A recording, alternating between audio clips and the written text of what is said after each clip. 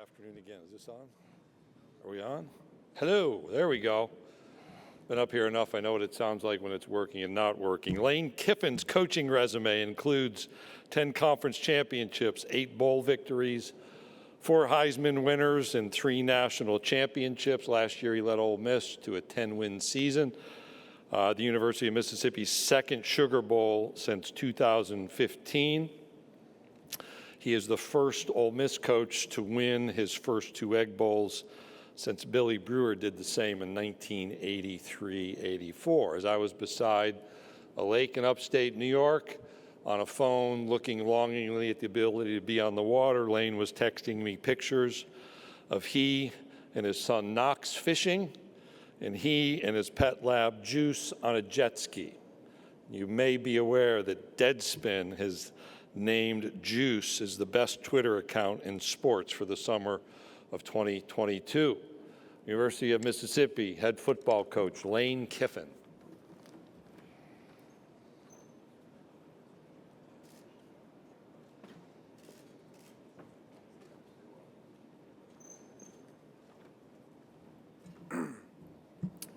All right, thanks, Commissioner.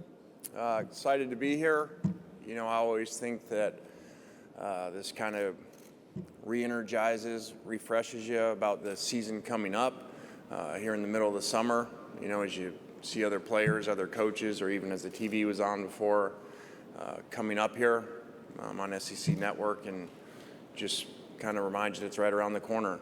So our job is, I think, really challenging this year because on paper we may look, you know, like we should be decent because we filled a lot of holes with transfer portals.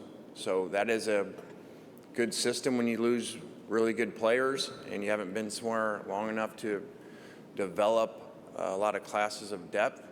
So we are grateful for that, but at the same time, with everything good, there are challenges as well. And you have people coming from, you know, like I've said, kids coming from different parenting, and we got to put them all together as this blended family. So that is challenging, and in fall camp, it won't just be about teaching X's and O's like it always is. You know, we have a lot of culture work to do that you don't really have to do as much because it's already established, because your best players normally have been in your program for a year or two. So look forward to that challenge. All right, thank you, Coach. If you have a question, please raise your hand. Jack, Jake, or Preston will get a microphone to you. Again, please put the microphone up close to your mouth so we can hear you, and give your name and affiliation. Coach, we're going to start right here in the center, about halfway back. Go ahead, Michael. Hey, Elaine, Michael Cascarande, AL.com. Just wondering your philosophy on calling trick plays when you do them, and what do you remember about Nick Saban and his philosophy on that? Well, like Kirby Smart used to say, sometimes you come up here and just end up talking about Alabama. So our first question somehow is about Nick Saban. So that's pretty usual. Trick plays, I don't know. I think kind of offense has evolved so much from where we used to be that in a way maybe you don't run as many because you know we're not quite the same as we used to be as far as setting things up as much, because so much is about tempo and how we do things. So I would guess, you know, analytics on trick plays would show maybe we don't do as many as we used to. And Coach kind of was with trick plays, kind of like, you know, fake kicks. Like it had to be a discussion a lot of times right before. He would want to know that week what was in and why, and a lot of times you'd, you know, run it by him before. So, and if they worked, he was happy. If they didn't work, you got ass chewings. All right, Coach, we'll go over here on the right side, about midway back in the orange. Coach, Ryan Lavoie, Sports Call Auburn, this way. Ryan Lavoie, Sports Call Auburn. Your offenses have been well regarded for a long time now, and you just lost a quarterback in Matt Corral who you had a lot of praise for. When you look at Jackson Dart, how do you think he's coming along learning your offense? And just in general, do you think your offense is a difficult one to master? Well, I think we've had a lot of really good offenses you referred to because we've had really good players and really good coaches, assistant coaches. So that's always changing. I think, you know, we don't probably do a lot of things not as well as others, but I think one thing we do pretty well is change our offense to our players, to our skilled players, and it's why people will say we look so different year to year. That's not necessarily off-season studies. That is more who our players are. And now with the portal, we know less about that, so I can't really tell you right now what it's going to look like. We're going to need training camp to figure that out. As far as the quarterback, Jackson coming in, he's young, just like Luke. They just finished their freshman year, and so it was good to have those guys for spring. It's very competitive. We look forward to those guys battling it out and making them both the best that we can, because a lot of times you need both. Coach, we're going to go right in front of me, about 3 rows back. Coach Drew DeArmond, WZZN Radio, Huntsville, Alabama. I know you had a lot of history with Charlie Weiss Jr. at Alabama and then with you at FAU. Talk about bringing him back to your staff at Ole Miss and the job he could do. And also, second part of the question, one of the portal additions, Michael Trigg, had a great spring, and talk about kind of your expectations for him. Okay, I'll start backwards. Michael Trigg, very talented player. Again, another young one that just finished his true freshman year, had a really good spring game, done some really good things, and has a really high ceiling. But with all these portal guys, especially the younger ones, we got a lot of work to do with them to get them into our systems, not just offensive, defensive, and special teams, but culture-wise. So, he's got a really high ceiling. We're excited to have him. And the first question was about Charlie Weiss. As I mentioned before, we've been fortunate to have really good players and really good assistant coaches. Jeff Levy did an unbelievable job for us.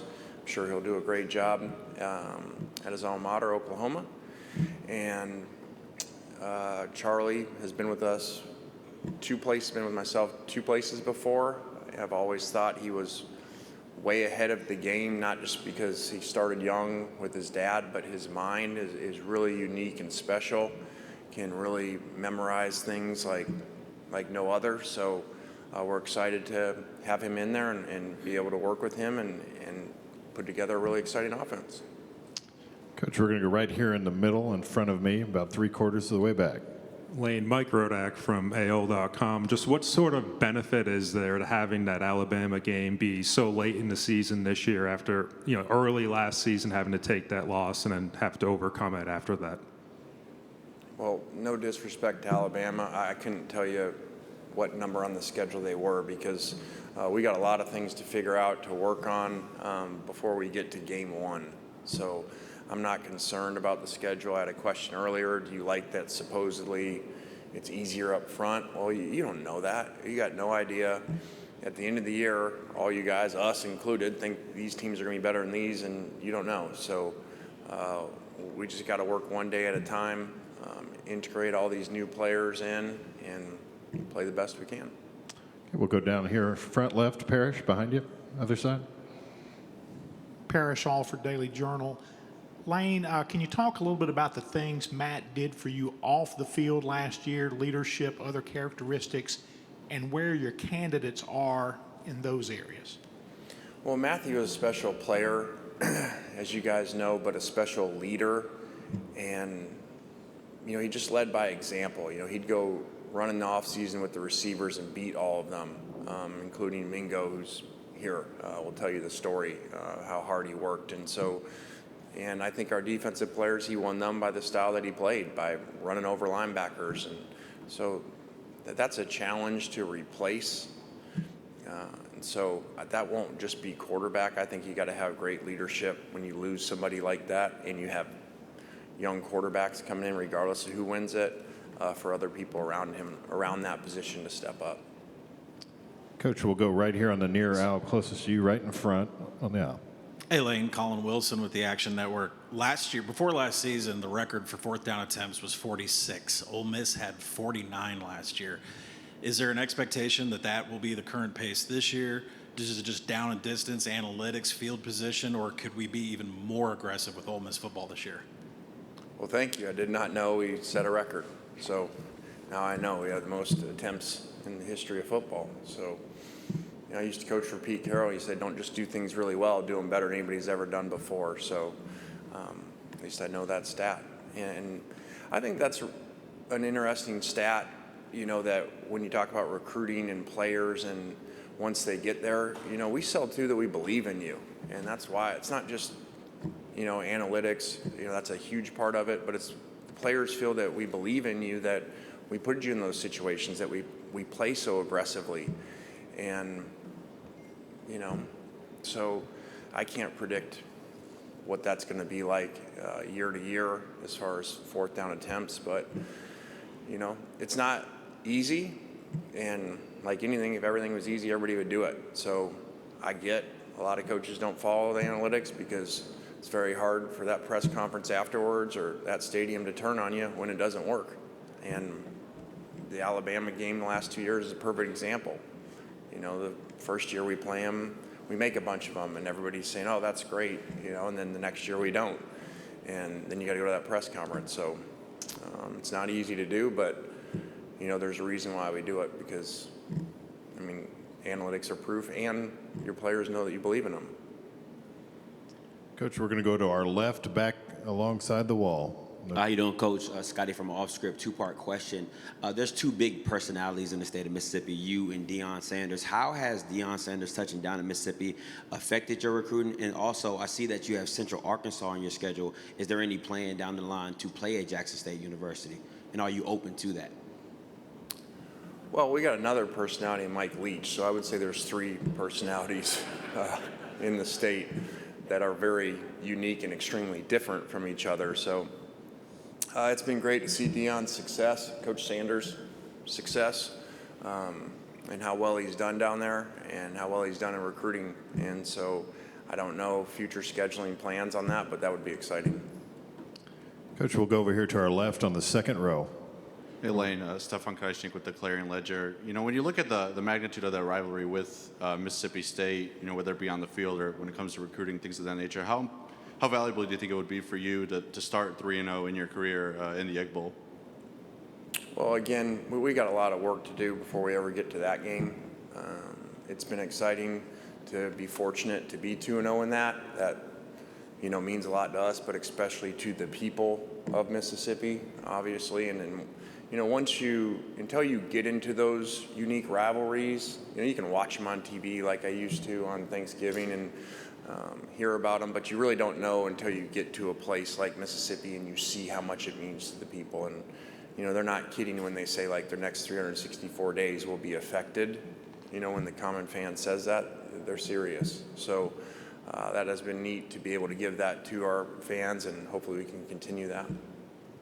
Coach, we're going to go to our right side, about 4 rows back. Hey, Elaine, Wilson Alexander with The Advocate. There's been a lot made with USC and UCLA going to the Big Ten of how that stretches the conference across the country. When you were the coach at USC, what kind of challenge would it have been to travel that much during a season?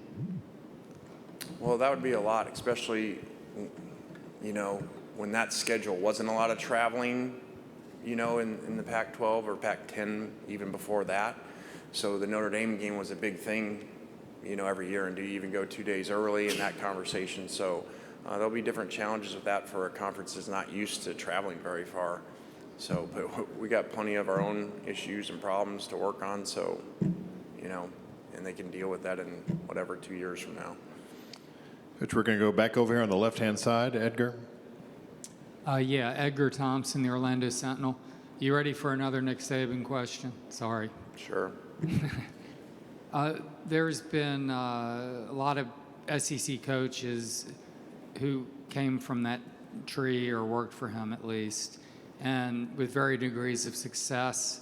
What aspect of the blueprint that so many are trying to implement is critical to have in your program? Like if there was one or two aspects. Well, I did an interview the other day that went more in depth in this, and it really is amazing.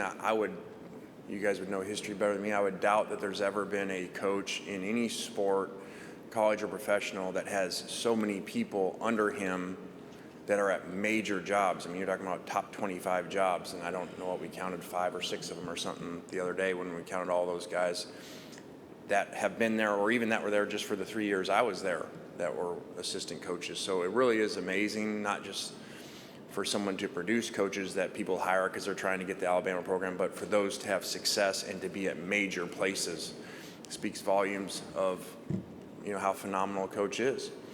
I think people take very different things from him, and I think you see that. I kind of think there's a difference when you look at offense and defensive coaches. I feel like when you look at the defensive coaches that leave there, usually like the Georgia blueprint, basically take everything and move it there. And because that's a big part about Alabama's program, whatever year you were there, the defense was the same and it hasn't changed for the most part. And I think the offensive head coaches leave, whoever, Billy or Sark or Locks, and the program looks a little different because they usually have their own offensive flair that they end up running. But I'm sure everybody probably takes, I would think, his organization, his commitment to the program, and try to model his discipline that he has within that. Coach, we're going to go down here to our right-hand side, second row. Charles Odom with the Associated Press. You mentioned right off the top the importance of the transfer portal and filling some holes on your roster this year. I'm wondering, in the last year, what changes have you seen in your discussions with potential transfers of the NIL, and what do you think the coach's role should be in that whole discussion?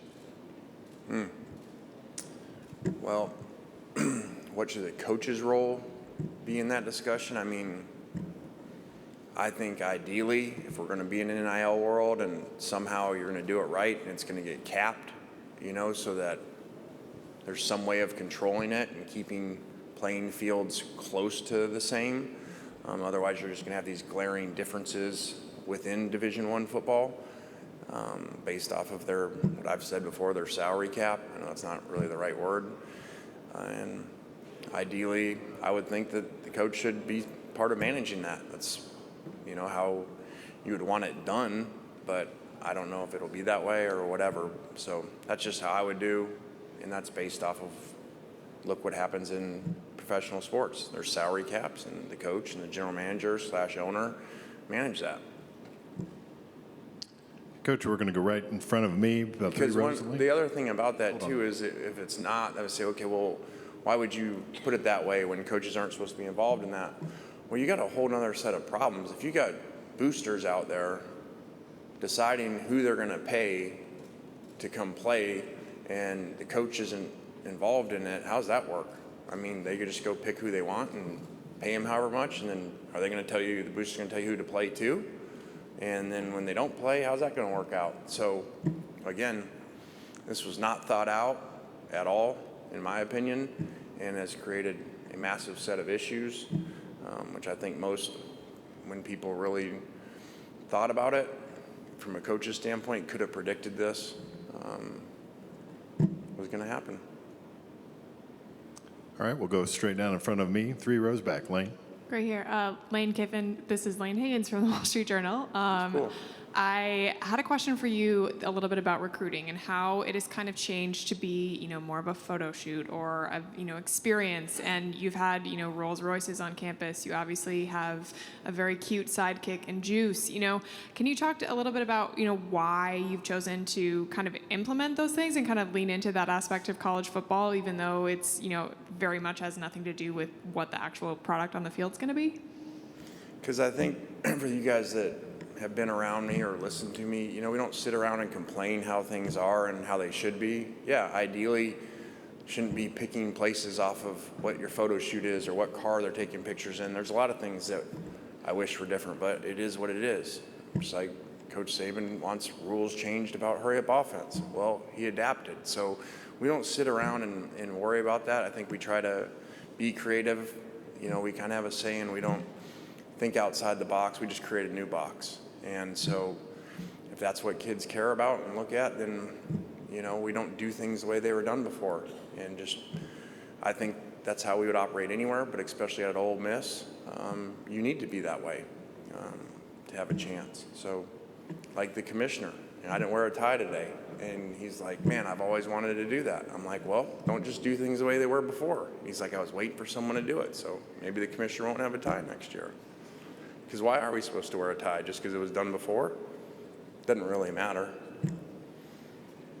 All right, we're going to go midway through this mid-aisle. Learn on the aisle. Hi, Elaine. Aaron Gershon from the Cats Paws in Lexington. Kentucky is the cross-divisional game this year. What do you remember about that matchup a few years ago in 2020, and what's impressed you with how much that program has changed since when you saw them at Tennessee? One day they're going to make you guys stand up because half the time I have no idea who's asking the question, so I just look around. So that was a great game at Kentucky. We were brand new. That was the strange COVID year, so not only was it our first year, but we didn't have a spring ball, and all of a sudden we're playing games, and what a crazy game to go down to the wire like that. Coach Stoops has done an unbelievable job, at a place that isn't traditionally winning 8, 9, 10 games, so I always think that's really cool and special when someone can do that, and like I said before, doing things better than they've been done before, and I would think he's probably in the best run of the school, I would guess. So we'll have a set of challenges there. He's very good on defense and very complicated, and I know they've had really good success running the ball, and we're very creative offensively, watching some of their games last year, and did a great job, especially with some NFL concepts involved. All right, we're going to go coach right in front of me. Kirk, third row back. Kirk Bowles from the Austin American-Statesman. I support the no-tie look, by the way. There you go. USC, UCLA, Texas, Oklahoma, 4 huge brands. 3 of them really not at the top of their game right now. Do you think they, all 4, know what they're in for joining these 2 power leagues, and you think they'll struggle for a while? They've been playing in great conferences and against great opponents, and so, I just say how it is. I don't know that there's a huge jump into the Big Ten. I think going to the SEC is a whole nother animal, and I think the draft picks and national championships prove that coming out of the SEC, and I've just said it's a different world. They've said it for a long time. The SEC just means more, and it does. And it's just different. It's ahead of the game. And now, over the last 5, 10 years, the players have started coming that didn't used to come from the Northeast and the West Coast very often at all. And that transition, I feel like, started with Alabama especially, and now they're coming to the SEC. So that's a big challenge. So I know everything obviously is about money nowadays, or else teams wouldn't be going with these, playing all over the place and breaking up these awesome traditions. So, the coaches got to deal with it and get ready for a different world. Coach, we're going to go right here on the far right, front row, just right over to our right. Thought I'd stand up for you, Thank just you. like you asked. Front row is a little easier on that part. Yes, sir. So obviously there's been a lot of, you're just talking about the volatility with the realignment in college football. What's it kind of like, as one of the coaches in the SEC, one of the conferences that everyone's been eyeing, trying to get into, what's it like to be one of the people on the inside where there's all this volatility going around? Well, I hadn't really thought about it that way. I've said, just like I mentioned, the SEC is the top of everything. And, so people are always trying to chase the SEC and figure it out. So I don't know the history behind the moves, but I'm sure it had something to do with the SEC starting the unique moves for that to happen, for traditional teams like USC and UCLA to move like that. So not that my opinion matters on it, but I don't like that. I think that that's really, there's so much tradition, and when you go to places, and you've been at USC, you've been at all these different places, you see how passionate fans are about certain things and what matters and rivalries, and for those to be dismantled for money is kind of a shame. Okay, we have time for 3 more. We're going to start right over here on our right in the middle section. Connor O'Gara, Saturday Down South. Excuse my tie. Apologies for that. Lane, I saw that you signed a mustard bottle earlier. Have you signed a lot of those in the last 9 months? I did sign a mustard bottle. That was the first guy to come up, which I think he had Alabama shirt on, so I was a little confused there. And so, yes, I've signed a lot of mustard balls and golf balls, which normally I haven't. So it's been a unique off season. Okay, we're going to stay over in that. And I'd like to say on the golf ball, which goes back to the first pitch, which I threw out for the Tennessee game, and we got swept by Tennessee and didn't play well, and everybody thought it was my fault. I had a plan. I wanted our guys to stay humble and not play very well, and then we'd go win the national championship in baseball. So I'd like to say that was a plan. So all the Tennessee fans that were all excited about sweeping us, there was a plan. All right, we'll go over to the same section midway back. Go ahead, sir. Here's the mic. Hey, Coach, over here. Drew Barrett, ESPN, Arkansas. Last year, not only one of the best games y'all played in, but as far as the SEC in general, was against Arkansas. What are your thoughts about the rivalry with Arkansas and it becoming possibly one of the big marquee rivalries in the SEC? Well, that was an exciting game, and again, it just shows you can't predict year to year, week to week. You got no idea how games are going to go because that game was completely different than the game the year before with them in a low-scoring game. So that's an exciting rivalry, one that means a lot to fans as well. And Coach has done an unbelievable job there, turning around a program that we got there at the same time, and had really struggled. It wasn't like Arkansas was losing, most of their games close. So to see the turnaround that Coach Pittman did is really amazing. Hey, Coach, we'll go right here on straight in front of me, about midway back in the blue. Joe Goodman, AL.com. 1 year into NIL, what have you found works with NIL? What doesn't work? And you say college football is all about money right now, so how have you managed that in your program? You mentioned maybe there needs to be general managers, but have you kind of delegated that responsibility to someone already, or how have you gone about dealing with that? Well, the first question is the keys to NIL and how do you do well at that? You have really good boosters. That's how you do well at it. So I'll say what other people don't say, as you know. So it's like a payroll, in baseball. What teams win over a long period of time? Teams that have high payrolls and can pay players a lot. So we're in a situation not any different than that, which is what I'm not saying I'm sure other people said it. I said it day one, you legalize cheating, and so get ready for the people that have the most money to get the best players. And now you have it. So it is what it is. And as far as a general manager to manage that, we aren't allowed in the current system to manage what they make. So there isn't, we're not there yet. And I don't know that we ever will be. That's just what I said it should be, because that's what any other, professional sports, which is what we are now, does. All right, Coach Kiffin, thank you for your time. All right, guys, thanks for coming. Appreciate it.